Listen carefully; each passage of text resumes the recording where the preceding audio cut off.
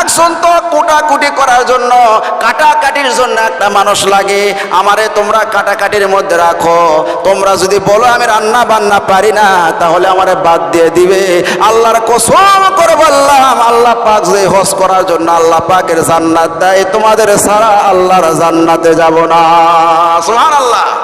এবার ওই দুইজন বাবুর যে বলতে, চাচা আমরা কেউ 2 বার 3 বার এরকম 5 বার পর্যন্ত গেছি। এই জাহাজ নিয়ে যখন মাঝপথে, সমুদ্রের মাঝপথে উত্তাল তরঙ্গ ঢেউ মারা যখন শুরু হয়ে যায়, জানে আর পানি থাকে না। এই চাচা অনেক সময় হাঙ্গর এরকম আক্রমণ করে।